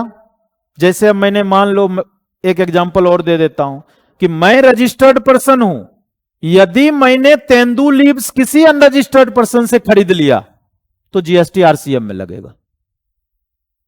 बात समझ में आई? जीएसटी आरसीएम में लगेगा। लेकिन अगर मैंने रजिस्टर्ड पर्सन से खरीदा तो फॉरवर्ड चार्ज। Okay, yes. अब यहां से आगे देखिएगा, द गवर्नमेंट में ऑन रिकमेंडेशन ऑफ काउंसिल। अब देखना 9(5) ये नया सेक्शन है। गवर्नमेंट में on recommendation of council by notification specify categories of service the tax on intra-state supply of which shall be paid by e-commerce operator if such service are supplied through it, and all the provisions of act shall apply to such e-commerce operator। अभी इसमें जो आएगा, यहां आएगा आपका OYO, यहां आएगा आपका अर्बन क्लैप, ओके, यहां आएगा आपका जोमैटो, ये सारे यहां आएंगे। सरकार ने यहां नोटिफिकेशन निकाल दिए हैं और 4 तरह की सर्विस को, ओला, उबर, 4 तरह की सर्विस अब यहां समझ में आ रही है कौन कौन? ओयो होटल वाला सर्विस समझ में आ रहा है, Urban Clap house keeping service, house keeping service, Urban Clap, Zomato restaurant service, Ola transportation. ठीक है, बोलिए यस और नो। कि ई कॉमर्स ऑपरेटर टैक्स पे करेगा। इस कॉन्सेप्ट को समझने के लिए आपको यह समझना पड़ेगा कि सप्लायर कौन है। फॉरवर्ड चार्ज में सप्लायर टैक्स पे करता है, रिवर्स चार्ज में रेसिपिएंट पे करता है। अब अगर कॉन्सेप्ट ले लो ओयो का, ओयो में होटल ओनर यहां बैठा है, होटल ओनर मैं हूं, ऐसा हो सकता है, और कस्टमर यहां है, कस्टमर ने ओयो को ऑर्डर दिया, ओयो ने होटल ओनर को ऑर्डर दिया, ऐसा होता होगा, और रूम बुक हो जाते होंगे। क्लियर? सवाल यह है कि ओयो है कौन, सप्लायर है या रेसिपिएंट है? सोचो और मुझे बताओ, इस पूरी सर्विस में ओयो कौन है? फैसिलिटेटर है, ना सप्लायर है और ना रेसिपिएंट है। वो कौन है? फैसिलिटेटर। अब होटल ओनर मान लो मिस्टर मदन जी है या मिस्टर ए है। मिस्टर ए रजिस्ट्रेशन लिया ही नहीं क्योंकि इसका टर्नओवर नहीं है। बात समझ में आ रही है? कस्टमर जब ओनर के पास गया तो ओनर ने विदाउट जीएसटी अपना बिल दिया और पैसे ले लिया। क्या पॉसिबल है? यस। ओयो वाले ने अपने कमीशन का बिल दे दिया होटल ओनर को, होटल ओनर ने उसको कमीशन पे कर दिया, बात खत्म हो जाती थी। सरकार ने देखा कि धीरे धीरे ऑनलाइन का क्रेज बढ़ गया, बढ़ गया। बड़े सारे लोग ओयो के थ्रू बुकिंग करने लगे, बड़े सारे होटल वाले यहां आ गए और अनरजिस्टर्ड पर्सन ज्यादा थे। ठीक, अर्बन क्लैप पर तो सारे कारपेंटर, नाई सब वहीं आ गया और सरकार को यह बड़ा अपॉर्चुनिटी दिखा। तो सरकार ने सोचा कि क्यों नहीं ओयो को ही यह जिम्मेदारी दे दी जाए कि कस्टमर से तुम पैसा ले लो, कस्टमर से तुम पैसा ले लो।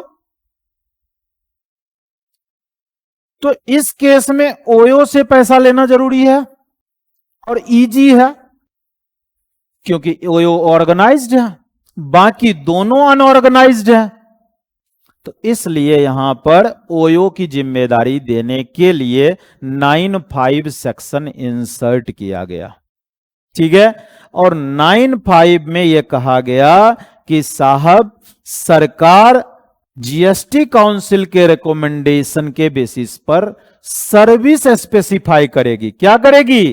कैटेगरी ऑफ सर्विस नोटिफाई कर देगी, जिस पर कि रिवर्स चार्ज में ई कॉमर्स ऑपरेटर टैक्स पे करेगा। रिवर्स चार्ज तो नहीं कह सकते, जिस पर टैक्स पे करेगा ई कॉमर्स ऑपरेटर, जबकि ना ये फॉरवर्ड चार्ज है और ना ये रिवर्स चार्ज है। बात समझ में आ रही है? क्यों फॉरवर्ड चार्ज क्यों नहीं है? क्योंकि ओयो सप्लायर नहीं है। और रिवर्स चार्ज क्यों नहीं है? क्योंकि ओयो रेसिपिएंट भी नहीं है। ठीक है, तो ना ये रेसिपिएंट है ना सप्लायर है, फैसिलिटेटर होने के कारण उसकी एक लाइबिलिटी लॉ ने फिक्स कर दी। तो यानी वो एक लाइबिलिटी थर्ड कैटेगरी यहां जनरेट हो गई। इनडायरेक्ट टैक्स सिस्टम में अभी तक दो ही कैटेगरी हुआ करती थी, ये तीसरा कैटेगरी सरकार ने अपनी रेवेन्यू बढ़ाने के लिए डाला।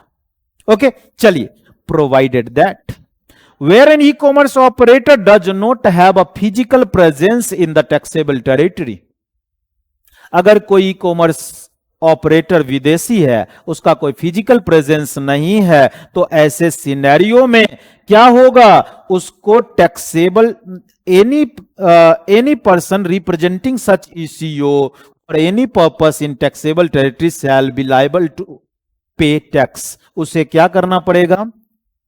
शैल अपॉइंट एनी पर्सन, उसको एक पर्सन को अपॉइंट करना पड़ेगा और बताना पड़ेगा कि यही लायबल होगा टैक्स पे करने के लिए।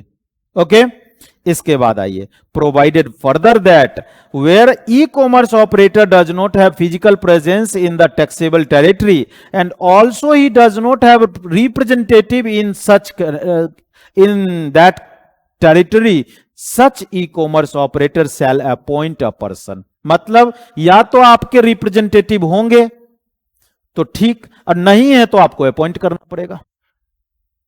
दोनों सिचुएशन में, यानी ई कॉमर्स ऑपरेटर का बिजनेस अगर कोई इंडिया में करेगा तो उसको हर हाल में क्या करना पड़ेगा? एक पर्सन अपॉइंट करना पड़ेगा, अगर उसके कोई ऑफिस यहां नहीं है तो। ठीक, लेकिन ऐसा कौन सा ई कॉमर्स ऑपरेटर जिसकी लायबिलिटी 95 में नोटिफाइड हो? बाकी सारे ई कॉमर्स ऑपरेटर की चर्चा नहीं है, जिसकी लायबिलिटी 95 में नोटिफाइड हो।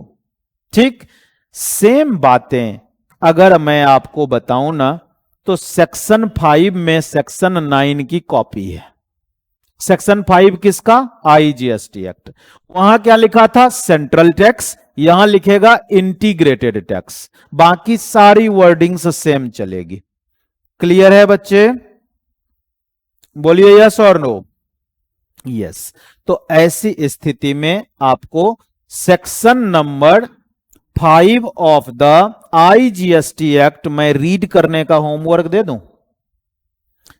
तो सेक्शन 5 ऑफ आईजीएसटी आप रीड करेंगे, एक जगह डिफरेंस आएगा, बाकी जगह डिफरेंस नहीं आएगा। ओके, तो कोशिश करिए आप इसे रीड करने की। एनालिसिस एंड समराइजेशन मैं नेक्स्ट क्लास में कराऊंगा। मीनवाइल आप लोग अपनी समरी बना के एक बार मुझे दिखाएंगे, जिससे मुझे यह तो पता चले कि आप लोग सीख गए हैं। अगर आपकी समरी ज्यादा अच्छी बन जाए तो फिर हमारी समरी को देखने की भी जरूरत नहीं पड़ेगी। बोलिए यस और नो। देखो, सिंपल सी बात बताता हूं। सीए एग्जाम, सीएमए एग्जाम या कोई भी प्रोफेशनल एग्जाम का एक ही गुड रहस्य है, और वो ये कि आपके पास हर सब्जेक्ट का, हर चैप्टर का सेल्फ मेड समरी नोट होना चाहिए। कितना? मैं अगर आपको ये बोलूं कि पूरा जीएसटी या पूरा टीटी एक दिन में रिवाइज हो जाए, ऐसा समरी नोट बनाओ, बन सकता है? ऑब्वियसली बन सकता है। मैं बोलूं आपको पूरा एफआर का ऐसा बनाओ जिससे कि एक दिन में रिवाइज हो सकता है। हो सकता है या नहीं हो सकता? हो सकता है। उसके लिए क्या करना पड़ेगा? टीचर जो आपको पढ़ाए हैं उसका नोट यूज करना है आपको, और लूज A4 साइज पेपर रखना है। ओके, चैप्टर टीचर ने जहां से स्टार्ट किए ना, तुम समझो कि तुम किसी को पढ़ाओगे तो उसको और कितना कंसाइज कर सकते हो, कंसाइज करो।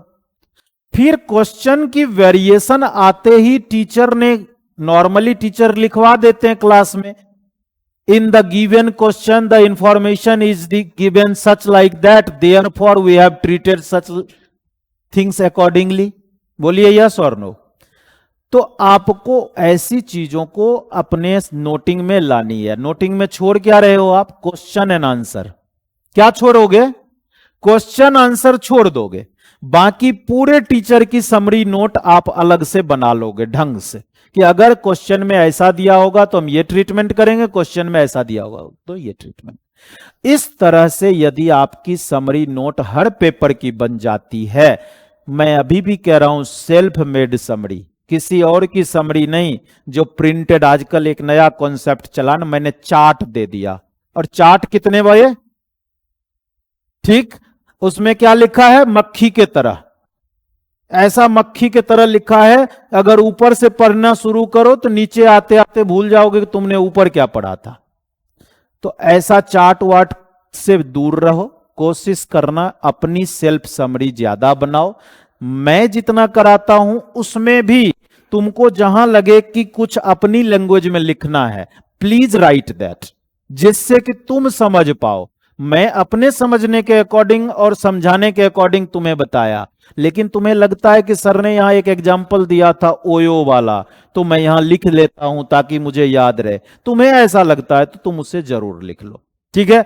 तो ये मैं सभी बच्चों को एड्रेस कर रहा था, ऑनलाइन वाले के लिए स्पेशली था। Please summarise your note regularly. आपके चैप्टर खत्म होने के बाद हर चैप्टर के हार्डली 2 पेज में, कितने? 2 पेज के अंदर समरी बननी चाहिए। कितने? 2 पेज के अंदर समरी बननी चाहिए। अगर हमारे जीएसटी में टोटल 24 चैप्टर हैं तो आपके पास 40 पेज के अंदर अंदर पूरा का पूरा आ जाएगा ये समरी है। लेकिन आपको क्लास के साथ साथ करनी है। अगर आपने क्लास के बाद सोचा कि ये बाद में करूंगा, जीवन में नहीं होगा, कभी भी होगा नहीं। आज मैंने जितना कराया उसकी समरी तुम आज कर लो, आधा पेज में कंप्लीट होगा, हाफ पेज हार्डली। ओके, तो आई होप कि आप ऐसा करेंगे। समराइज करिए, रिवाइज करिए एंड मेमोराइज करिए, ये सबसे बड़ा मंत्र है। और मिलते हैं नेक्स्ट लेक्चर में, इसको आगे बढ़ाते हैं। Thank you very much, bye bye.